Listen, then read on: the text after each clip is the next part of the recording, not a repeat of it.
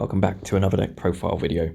In today's video we are covering the new adventure deck that was released alongside BT21's World Convergence. It's not meta defining, but it's certainly quite fun to play. This video is just covering one of my drafts for the deck because it can be built in so many different ways. However, this is just my take on the deck. I'm sure there's going to be plenty of different other kinds. But diving in to our Digi-Eggs. I'm running just 4 Soonamons from ST21. Its inherited effect is a non-deletion effect. You may return 1 Digimon card with the adventure trait from your trash back to your hand. The reason why I'm running 4 of these is just purely for the recycle element, really. You know, being able to essentially pick a specific card from your trash back to your hand, which may help you for your next turn or next move, is actually quite handy. In terms of rookies, I've started with 4 of Biomon from ST20. Its on play effect is you reveal the top 3 cards of the deck and you add 1 Digimon card with the adventure trait and 1 such card. That's a Tamer card, and then you bottom deck the rest. So it's a dual hitter. Its inherited effects also, this Digimon gets 2000 EP. It's just a solid turn 1 card. However, this second card that's coming up is also a solid first turn card. In this case, it's Palmon from ST21. Its on play effects by trashing 1 card with the adventure trait in your hand, you can draw 2 cards. Its inherited effects in all turns, this Digimon gets 1000 EP. The on play effect for this card is just too good. Being able to draw 2 cards despite trashing 1 from hand. I mean, you could just trash something that's completely irrelevant for the turn and then pick it up with the Soonamon effect, so it's actually very good.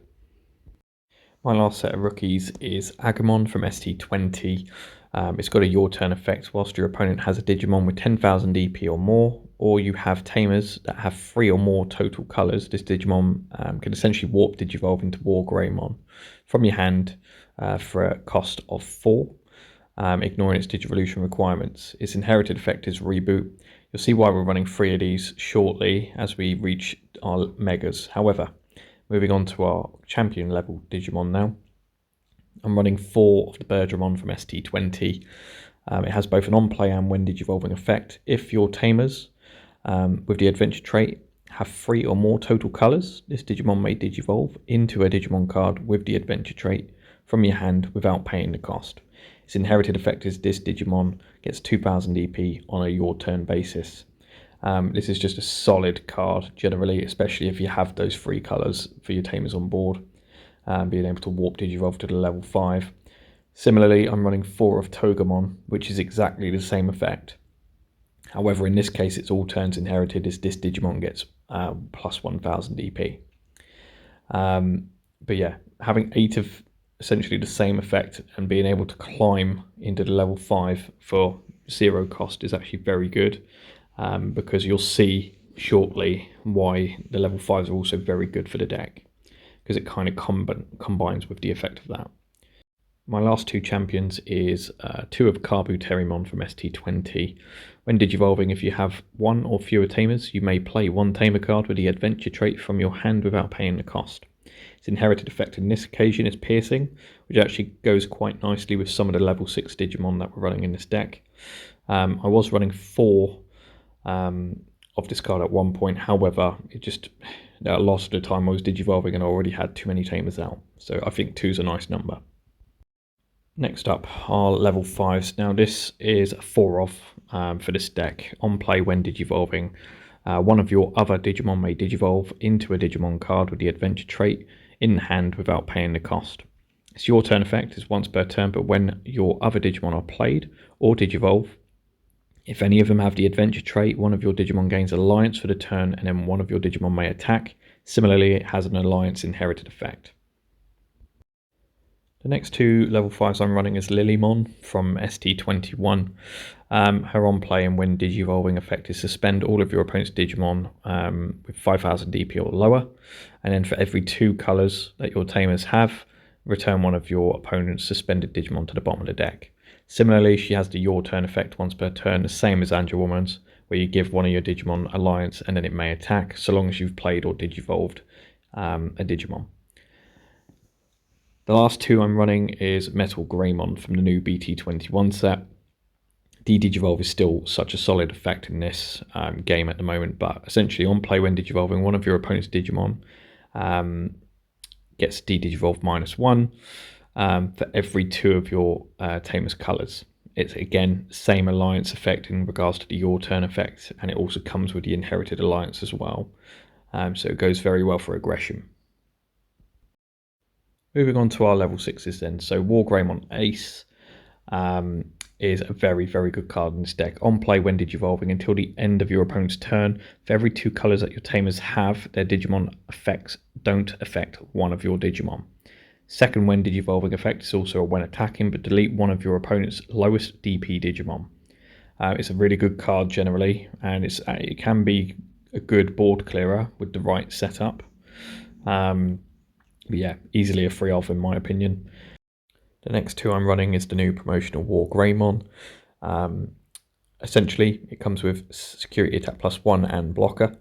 It's when Digivolving effect is delete one of your opponent's Digimon with as much or less DP as this Digimon, and then all turns this Digimon gets 1000 DP for each colour Digimon and Tamers have, so that includes both your own and your opponent's Digimon and Tamers.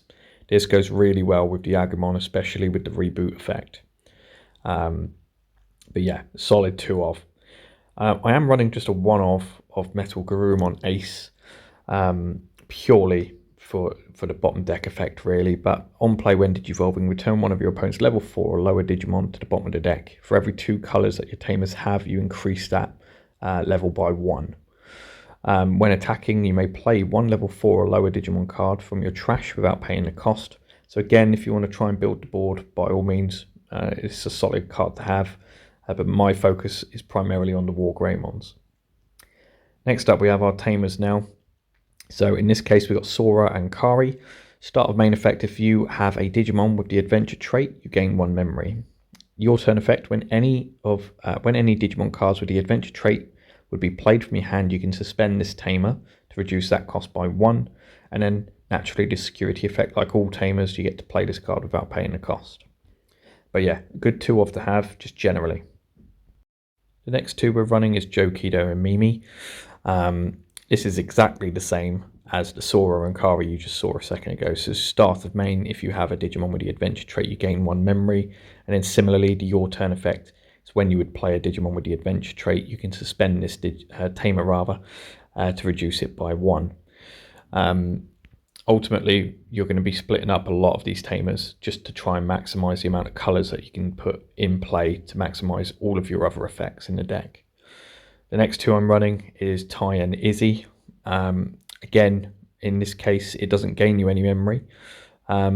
Instead, you can still suspend it when you play a Digimon with the adventure trait to reduce it by 1, but its opponent's turn effect is that all of your Digimon with the adventure trait will gain blocker.